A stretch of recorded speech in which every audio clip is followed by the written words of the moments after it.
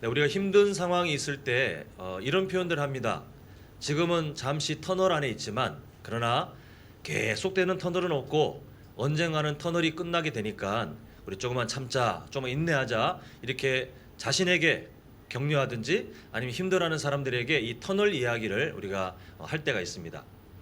근데 만약에 이 터널이 뭐 일주일 아니면 한 달, 1년 이게 아니라 100년, 200년, 300년 이렇게 수백 년 동안 이 고난의 시간의 터널이 계속 이어진다면 과연 터널이 언젠가 끝날 거라는 믿음을 가질 수 있을 것인가, 이런 생각을 해보게 됩니다. 우리가 사람들이 서로 언젠가는 이 터널이 끝날 거야, 언젠가는 이 터널, 어두운 터널 끝에 밝은 빛이 비칠 거야 라고 생각하는 이유는 그걸 붙들고 현실을 견디는 거예요. 소망이 있을 거다, 우리가 언젠가는 이 어려움이 지나갈 거다라는 소망이 있는데, 이게 만약에 100년, 200년, 300년 이게 수백 년 단위로 이 힘든 고난의 시간의 터널이 계속해서 이어진다면 절대로 우리는 희망을 발견할 수 없을 것입니다.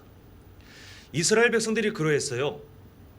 순식간에 노예 처지가 된 다음에 그 고난의 터널이 1년, 2년이 아니라 100년, 200년, 300년, 400년 몇 대를 거치면서 계속되는 중에 모두가 어떤 마음을 먹게 되냐면, 그냥 이게 우리의 인생이겠거니, 이게 그냥 우리의 평범한 삶이겠거니 생각하면서 그냥 그 고난의 삶에 자신을 던져놓고 무기력하게 그냥 노예로 살아갈 수밖에 없는 겁니다. 근데 출애굽기는 이렇게 절망의 터널이 끝나지 않고 있는, 대대로 그 절망의 터널에 갇혀 있던 이스라엘 백성들을 하나님께서 어떻게 구원해 주셨는지 그 증거가 기록된 성경이 바로 출애굽기입니다. 그리고 오늘 우리가 잠시 살펴볼 내용은 10가지 재앙을 통하여 이스라엘 백성들이 구원의 은혜를 누린 이후에 어떤 일이 벌어지는지를 우리가 한번 보게 되는데요.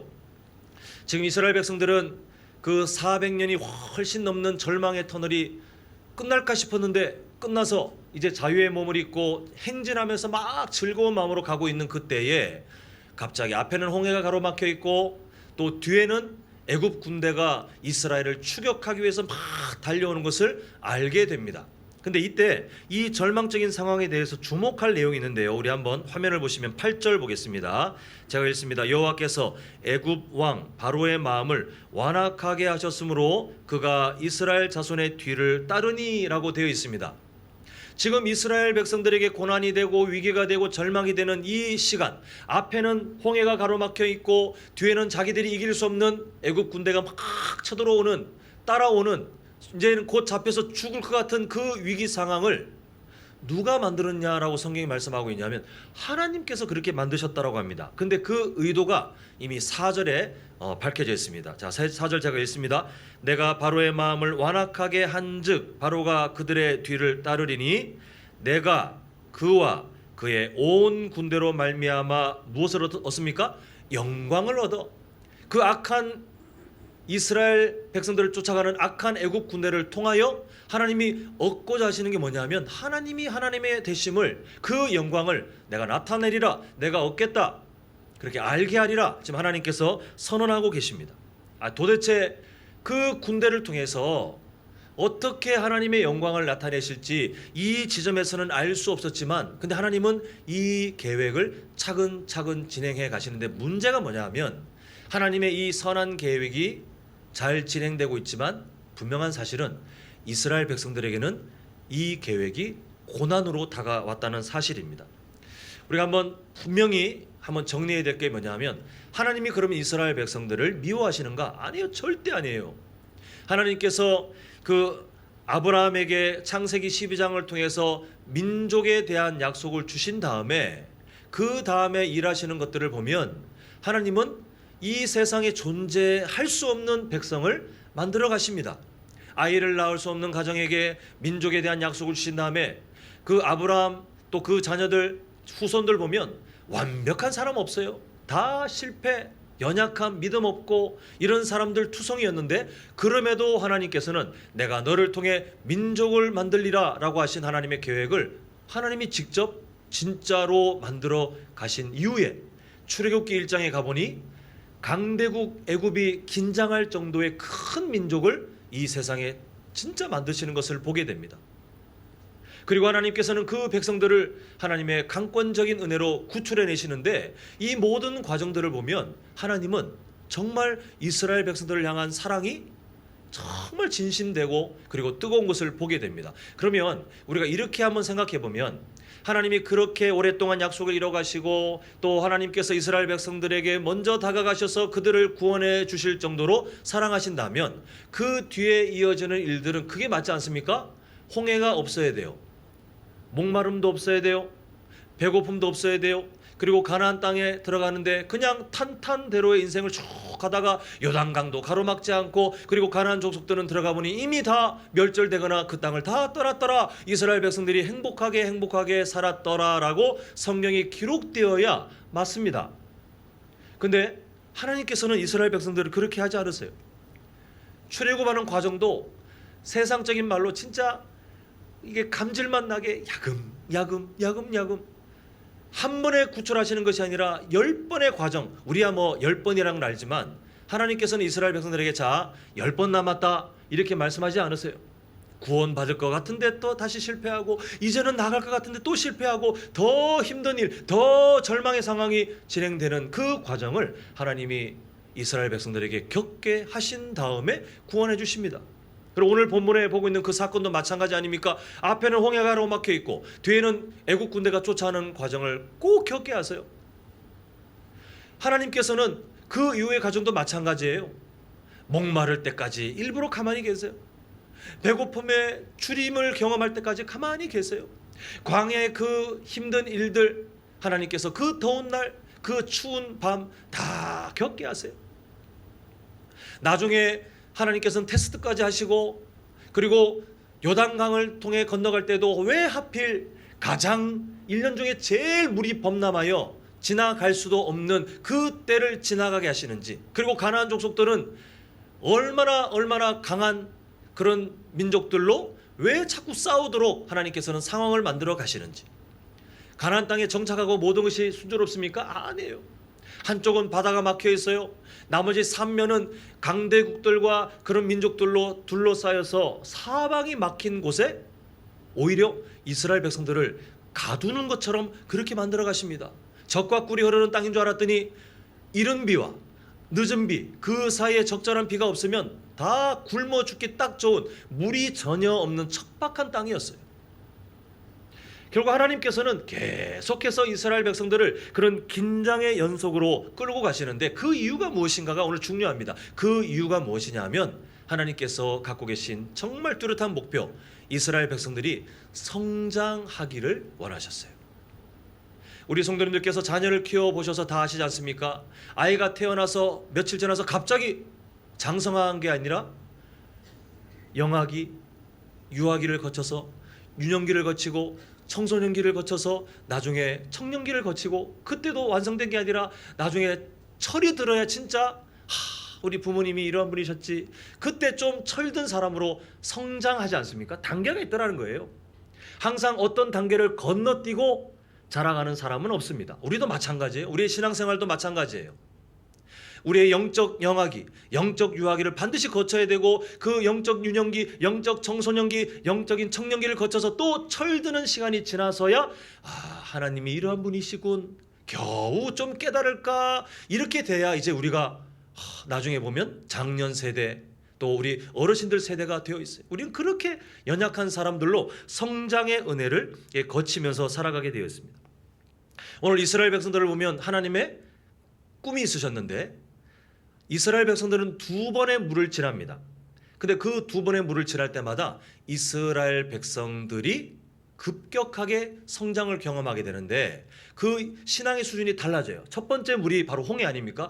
홍해 직전에는 진짜 엉망이었어요. 그런데 그 이스라엘 백성들은 그저 노예, 이제 애굽에서 나온 노예 수준이었습니다. 그러나 그 홍해 물을 지난 다음에 하나님이 이스라엘 백성들을 뭘로 바꾸시냐면 행진하는 순례자, 하나님의 약속의 땅으로 행진하는 순례자로 수준을 바꾸세요. 근데 거기서 멈추기를 원치 않으셨습니다. 하나님께서는 여러 훈련 과정을 거친 다음에 또 한 번의 물을 지나게 하시는데, 요단강을 지날 때는 행진하는 순례자가 아니라 이제는 하나님과 함께 동행하며 가나안 땅을 정복하는 여호와의 군대로 성장시키기를 원하셨어요. 그리고 그 성장과 함께 이스라엘 백성들은 여호수아 시대에 정말 그 가나안 땅을 하나하나 하나님과 함께 정복해 가는 것을 보게 됩니다.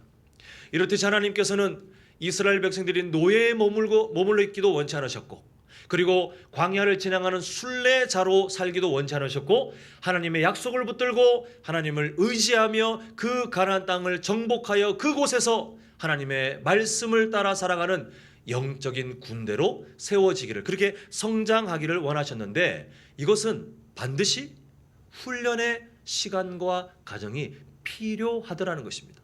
어느 순간 갑자기 변화된 게 아니었어요. 하나님께서 이스라엘 백성들을 훈련시키시는데, 우리가 구약 성경 보면 출애굽기, 그 출애굽한 이후에 출애굽기부터 가나안 땅을 정복하는 여호수아 끝장까지 몇 장 안 되는 게 아니라 내용이 되게 많고 사건도 많이 있습니다. 왜 그런 일들이 있어야 했는가? 반드시 그 실패의 과정, 연약함이 드러나는 그 과정을 겪지 않고서는 이스라엘 백성들은 노예의 그 때를 벗지 못해요. 그 과정을 겪지 않고서는 순례자의 수준을 벗어나지 못하는 것입니다. 그래서 하나님께서는 훈련의 시간과 훈련의 과정을 통하여 하나님의 군대로 준비되도록 인도하시는 것을 우리가 보게 됩니다. 사랑하는 성도 여러분, 우리 교회도 지금 갓난아기가 한 명 있죠. 지금 이든이가 막 잘 크고 있는데, 지금 본당에 함께 예배드리고 있는데, 갓난아기가 막 많이 먹으면 막 열심히 먹는 거, 그게 진짜 일처럼 보이지만 포동포동 살이 찌고 그렇게 하는 것으로 끝나는 게 아니라, 우리는 잘 못 보지만 그 아이는 계속해서 근육을 훈련합니다. 처음에는 잘 못해서 뒤집지도 못하는 아이가 몸에 있는 대근육, 소근육을 막 훈련하면서 어느 순간 몸을 뒤집는데, 부모님들은 그게 좋아가지고 뒤집었다, 고개를 들었다, 지금 생각하면 별것도 아니잖아요. 그런데 그게 기쁜 이유가 뭐냐 하면, 그 전에는 못했던 행동인데 이제는 성장했구나라는 그 과정을 아니까 그게 너무 기쁘고 대견한 거예요.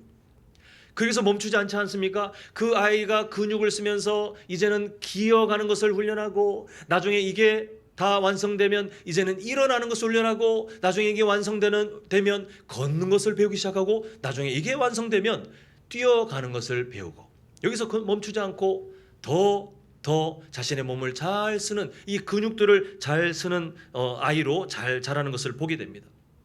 하나님이 근육을 만들어 주셨지만 그냥 가만히 있는다고 자라는 게 아니라 반복해서 사용하고 반복해서 사용하고 반복해서 사용했더니 지금 우리 성도님들처럼 몸을 잘 마음대로 사용하는, 그렇게 성숙한 사람들로 우리가 자라게 되더라는 것입니다. 그런 맥락으로 볼 때 지금 오늘 본문의 이스라엘 백성들은 지금 갓난아기 수준이에요.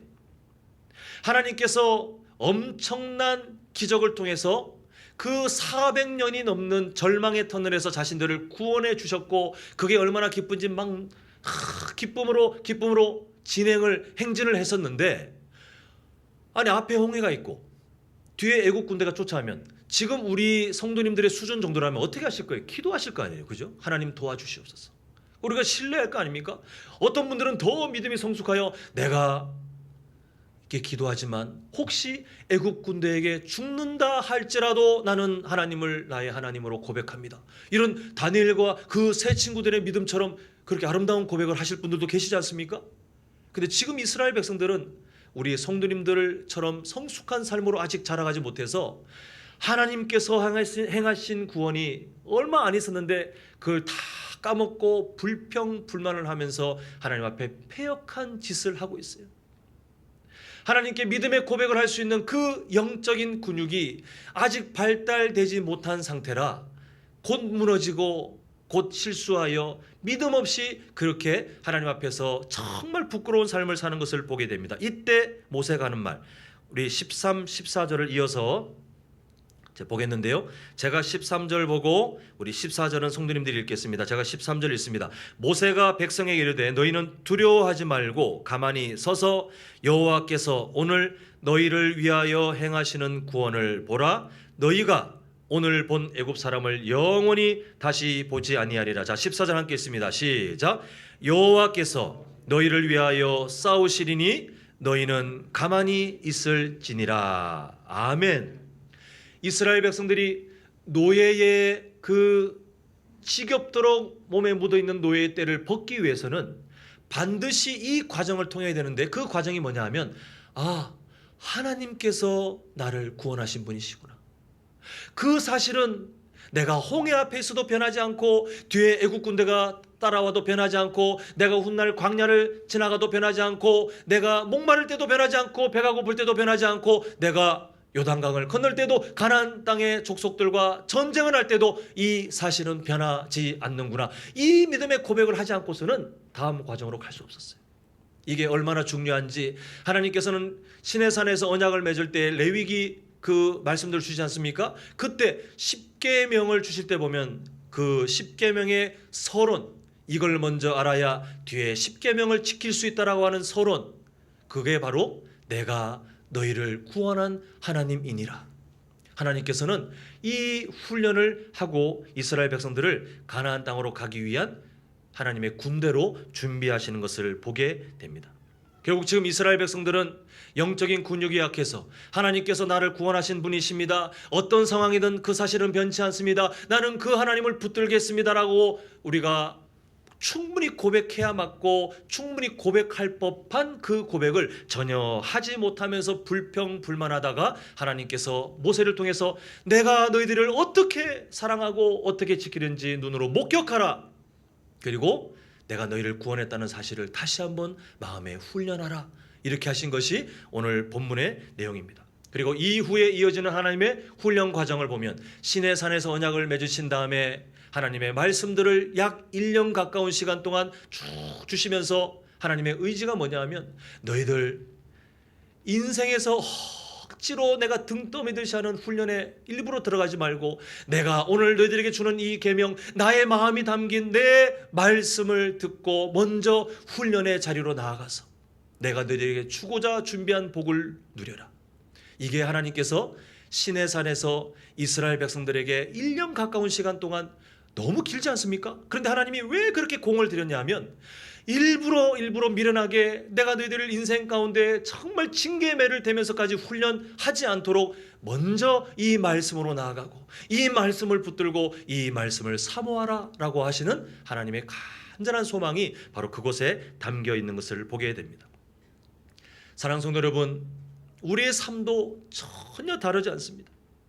하나님께서 우리 성도님들의 인생을 지금까지 인도하신 그 과정을 보면 그냥 두지 않으시잖아요. 진짜 지금 어린아이들은 잘 모르겠지만 여기 계신 우리 장년 성도님들은 제가 하는 말이 뭔지 아시잖아요. 그냥 두지 않으세요. 참 하나님은 나의 약점을 어떻게 그렇게 골라서 훈련시키고 자꾸 만지시는지, 그 하나님의 의도가 뭐냐 하면 똑같아요.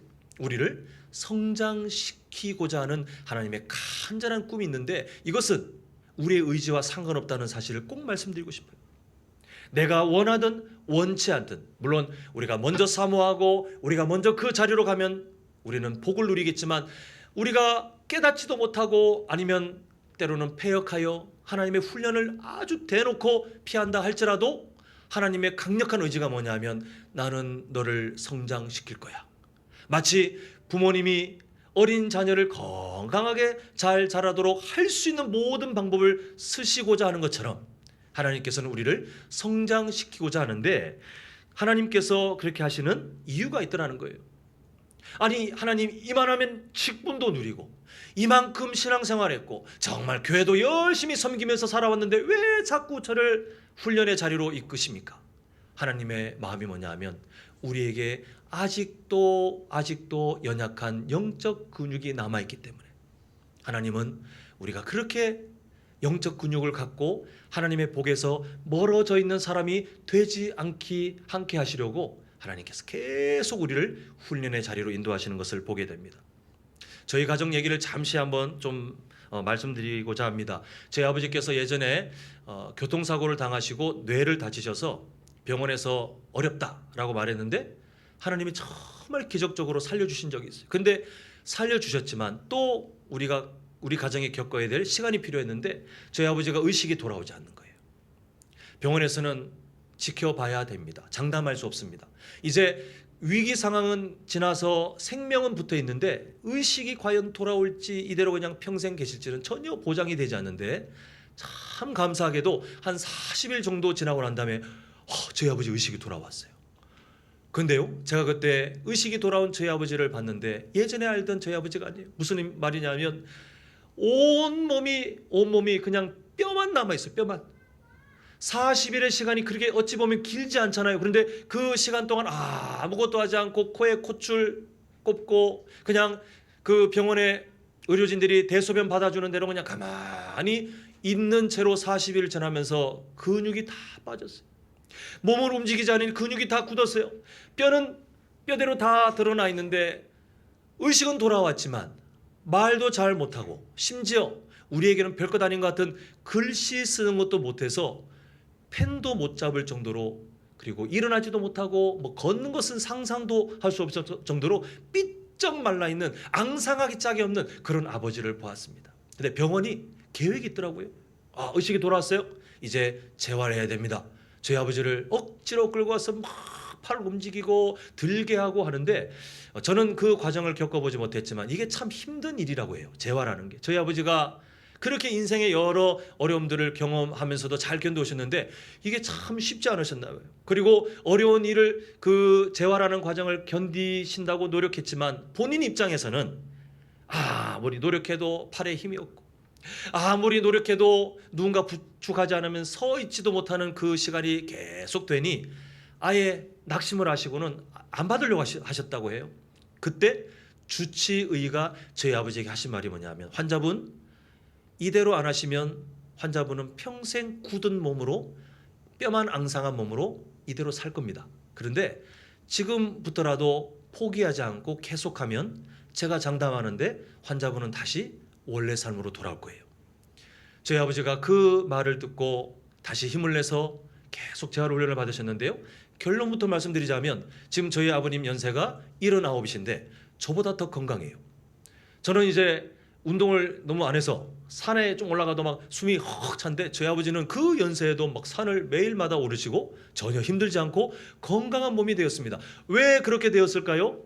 기가 막힌 약을 드셨거나 보약을 드셨거나 아주 몸에 좋은 음식을 드셔서 그렇게 된 게 아니라 주치의가 알려준 처방대로 치료하기 짝이 없지만 약해 빠진 근육을 다시 반복해서 움직이고 정말 나아질까 싶을 정도로 지겨운 그 과정을 반복하셨더니 어느 순간 글씨도 쓰시고 어느 순간 팔도 움직이고 어느 순간 남의 부축을 받지 않고 본인이 걷더니 이제는 거뜬하게 산도 오르시는 건강한 몸이 되셨어요.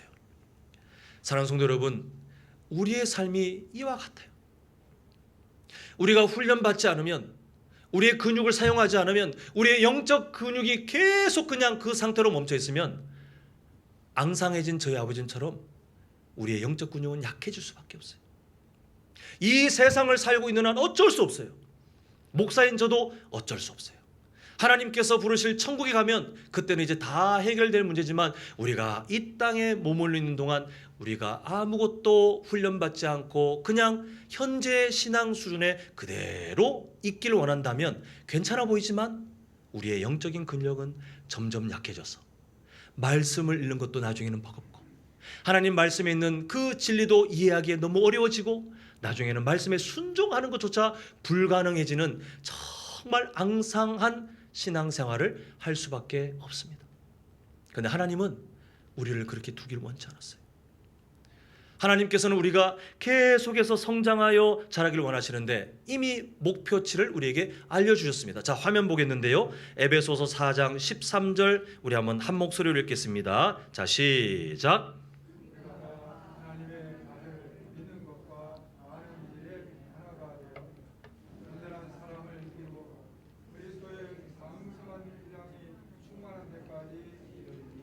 아멘. 저희 아버지의 주치의께서 가진 목표가 뭐냐면 저희 아버지가 일상생활이 가능할 정도로 근력을 붙이는 게 목표였어요. 아버지가 원치 않든 원하시든 그 주치의는 아버지를 때로는 달래고 때로는 경고도 하면서 저희 아버지가 그 수준이 되니까 자, 퇴원하십시오 라고 했습니다. 하나님께서 우리에게 갖고 계신 우리의 재활훈련사가 되시는 하나님께서 우리에게 갖고 계신 목표치가 어디냐면 그리스도의 장성한 분량이에요. 물론 우리는 이 땅에 사는 동안에 이 목표를 달성하고 천국 가지는 못합니다. 누구나 마찬가지입니다. 왜냐하면 연약하기 때문에. 그런데 하나님의 목표치는 그거예요. 하나님 이 정도면 되지 않으십니까? 하나님 제가 지금 수십 년 신앙생활했고 지금 드린 헌금도 어마어마하고 그리고 제가 교회에서 섬기는 일들이 너무너무 많아서 제가 셀 수 없을 정도인데 이 정도면 충분하지 않습니까? 아니요. 하나님께서 목사인 저를 비롯하여 여기 참 다양한 삶의 모습을 갖고 계신 성도님들 한 분 한 분에게 하시는 말씀, 아니 내 아들의 그 수준까지 이룰 때까지 나는 너를 계속해서 훈련할 것이다. 이게 하나님께서 우리에게 갖고 계신 목표인데 이거는 우리를 힘들게 하시고자 하는 것이 아니라 우리를 사랑하시기 때문이에요. 왜냐? 그 이유가 다음에 14절에 있습니다. 자, 한번 14절 한 목소리 읽겠습니다. 시작. 이는 우리가 이제부터 어린아이가 되지 아니하여 사람의 속임수와 간사한 유혹에 빠져 온갖 교훈의 풍조에 밀려 요동하지 않게 하려 함이라. 아멘. 어린아이의 근력과 우리 성도님들의 근력 비교하면 누가 더 강하겠습니까? 누가 더 많은 것들하고 누가 더 환경을 잘 감당할 수 있겠습니까? 질문 하나 많아 아닙니까? 하나님은 우리가 어린아이의 영적 근력을 갖고 그냥 인생에 왔다 갔다 하면서 목사인 저도 이렇게 될 수 있는 위험이 있어요. 성도님들의 연세가 어떠하든 다 이렇게 될 수 있는 위험이 있기 때문에 하나님께서는 이렇게 되지 않게 하기 위하여 다양한 훈련으로 너희들이 성장하도록 내가 도울 것이다. 이게 바로 우리 안에 계신 성령 하나님의 사랑이고 또한 우리를 향하신 하나님의 마음이십니다.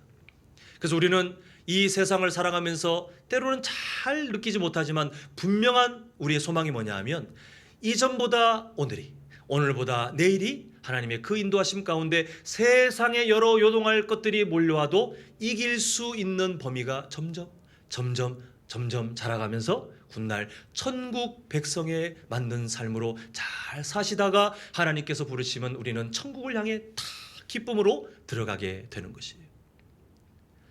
우리는 그런 하나님의 귀한 은혜 가운데 있고 그리고 노예의 이스라엘 백성들을 부르셔서 말씀을 주시고 훈련시키시고 때로는 사랑의 매를 대시고 또는 때로는 격려하시면서 훗날 하나님의 군대로 준비시키기 위하여 인도하셨던 그 하나님의 마음과 동일하게 오늘을 살고 있는 우리 성도님들의 영적 근력이 장성한 그리스도 예수님의 그 장성한 완성된 힘, 그 영적인 근력을 향해 잘 자라갈 수 있도록 우리를 인도하고 계실 줄 믿습니다. 그런 의미로 볼 때 우리 교회는 어떤 곳이냐면요, 이 땅에 하나님이 세우신 트레이닝 센터예요.